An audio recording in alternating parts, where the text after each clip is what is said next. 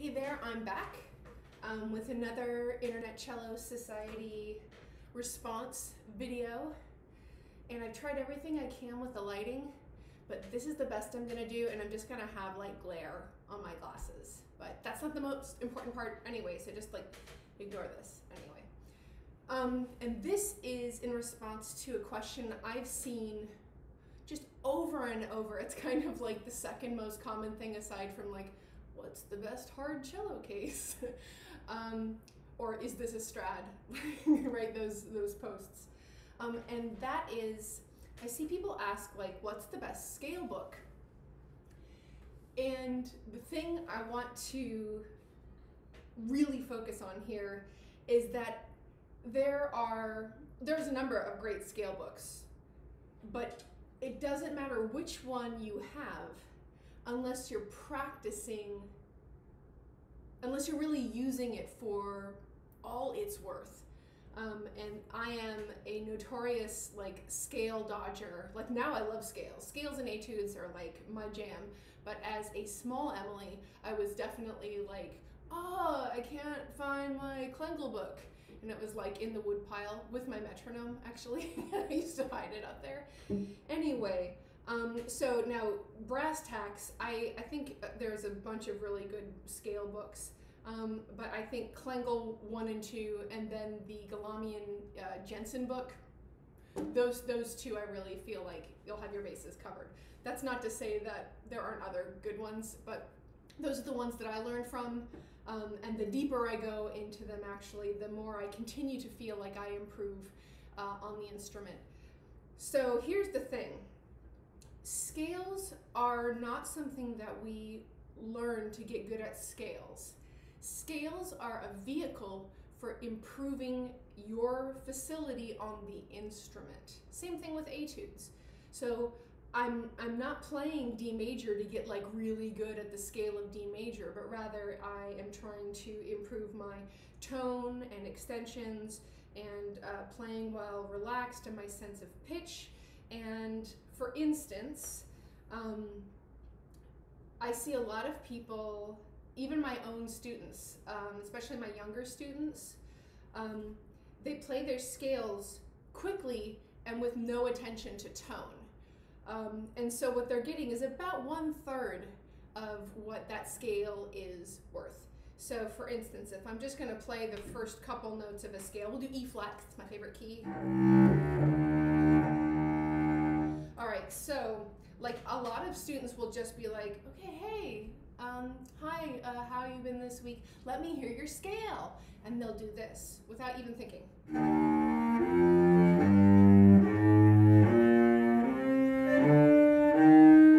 Oh God, right? So it's like, it's obvious that they've worked on the notes, but everything else about how you play the cello has just been cast to the wind. Whoever wants to listen to that? Or watch this, right? Like, so when you go to play your scale, I want you to focus not on that you are playing your scale, but how you are playing your scale. So for instance, the real difference between like pretty good students and then people who are creating art, and there are very good students who create art, but there's sometimes like this real dividing line, is that when you are creating the art part, every part is intentional. So meaning you watched me and I tuned my E flat with the tuner. Even though I've been doing this for 1,000 years, I still am like, let's just make sure. And then I set my bow, I place my bow. So that's something scales are very good for, just getting used to keeping your bow in the same place in the string, only changing it when you mean to, because you change this and you change the tone color. You change the speed, you change the tone color, you change the angle, you change the tone color, the amount of hair you use, right? So all of these things you have to do deliberately. I have to say, I'm setting it here, I'm gonna do this particular speed, and it's going to be for this particular duration. This is also why playing with a metronome is super important during your scales. So just like yesterday, we'll have this on 60. Bow apportionment is probably, it's up there in the top 3 things that if you can nail it, you can immediately start being more both in control but also expressive. So for instance, you just have to be very clear about your goal. I'm going to play these E-flat scale notes, and I'm going to use only half of a bow, 2 clicks per note. 1, 2.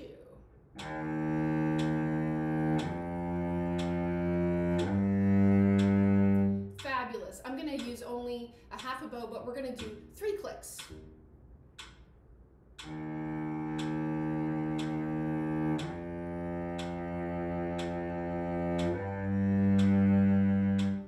All right, now I'm going to do 2 clicks per bow. I'm going to use 3/4 of my bow.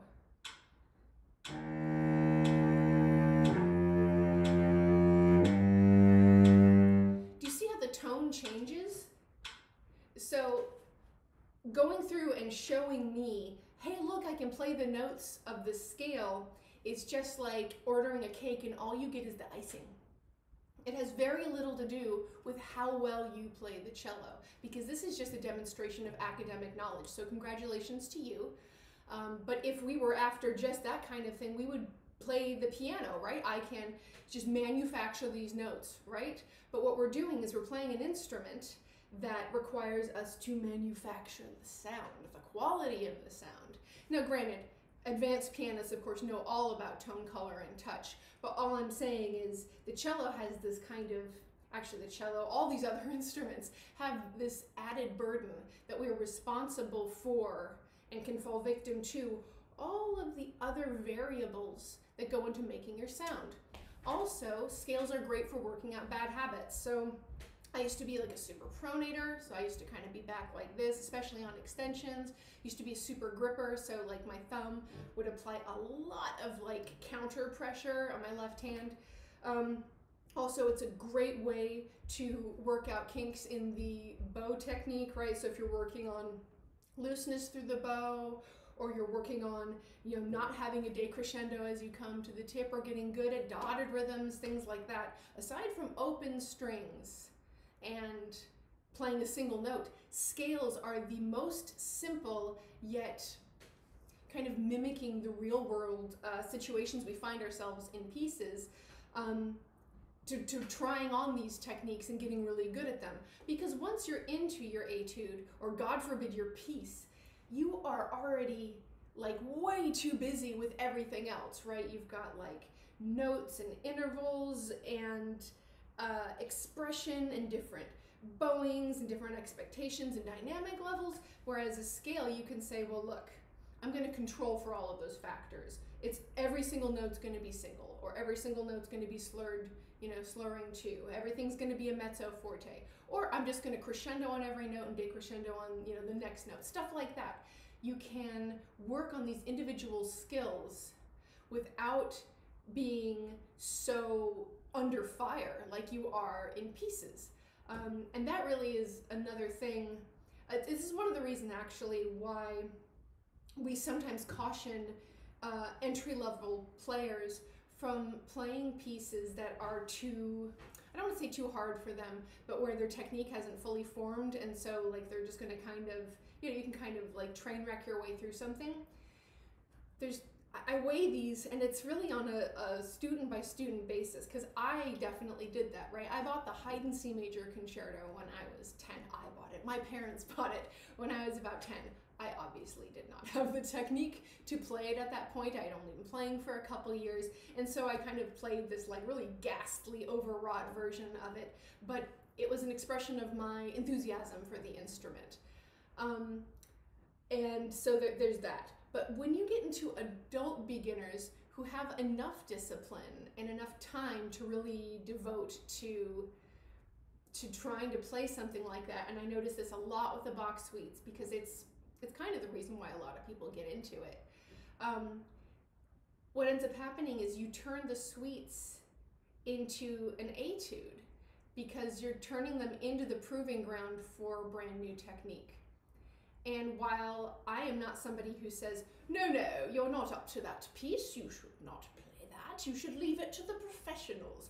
That is total BS, that's not what I'm saying. But what I am saying is they are much trickier than they look. And Bach specifically has to be played with such a sense of clarity and patience and cleanliness that it can be so disappointing when you don't have the tools to make that happen. And so you kind of find yourself just kind of grimacing through it, really hating your sound, also getting into bad habits, because Bach does actually involve some, I'm not going to say extended techniques, but like some kind of very advanced iterations of basic techniques.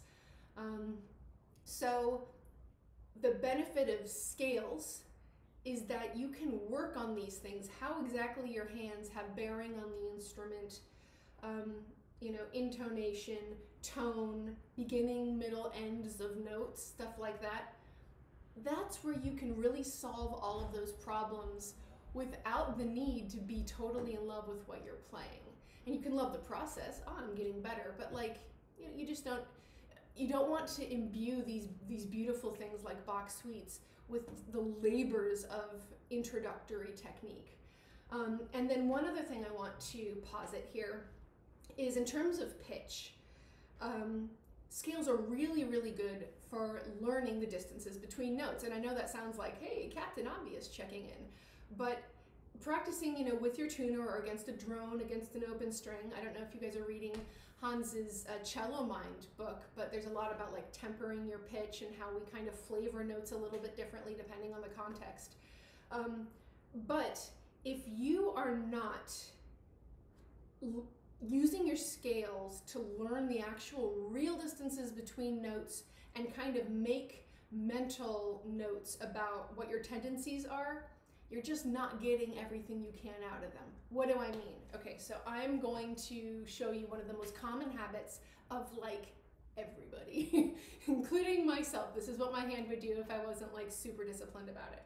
I'm just going to play the first couple notes of the G scale so I can use the open D as a drone. Let's make sure I've got a good fifth here.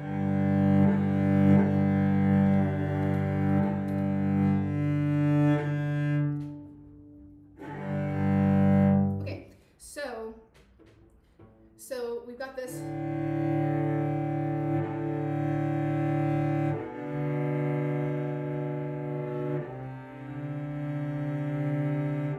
Congratulations to me, those notes were roughly in tune. But did you notice what happened with my first finger? It is so common to let the first finger slide up when you're first learning. Now granted, if I was doing a piece that goes and then it goes,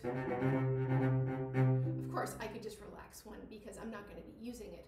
But in terms of scales, it's really useful to see if you can actually have your fingers hovering over the actual in-tune notes, because basically here's what everybody's hand does. If you're going for a 4 and your 4 is in tune, 1 likes to slouch forward. If you're going for a 1 and then you've got like 4 on the next string, 4 likes to slouch inward. There should be the ability to have a kind of openness through the top of your hand. And I want to make sure that you don't get that by splaying, but rather by feeling like it opens like a fan from here. And that's part of the reason we advocate having the thumb.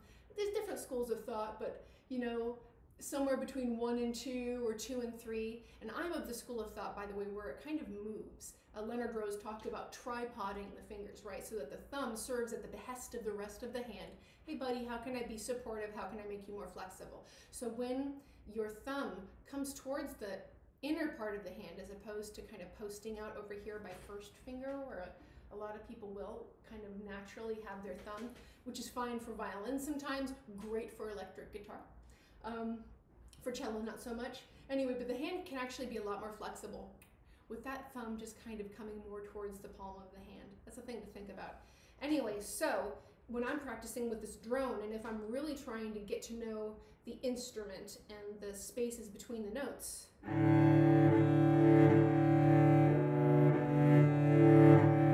going to go back and forth between 1 and 3 and 1 and 2, and just make sure that 1 stays even. If you don't like practicing against a drone, or like you just feel like your ear plays tricks on you, which is a thing that happens to all human beings, not just you, you can do this with a tuner and just see the tendency. or not if you don't have it. Congratulations if you don't. But I think most people, when you're first learning, there's a tendency to kind of slouch the kind of furthest finger, whichever one it is, 4 or 1. Anyway, so the whole point about scales is use whatever book you like. Use the book you have. But you need to use scales to develop as a cellist and to look through, say, the notes that you've taken in your lessons. Look at the overarching technical issues that need to be addressed and then apply those first in your scales.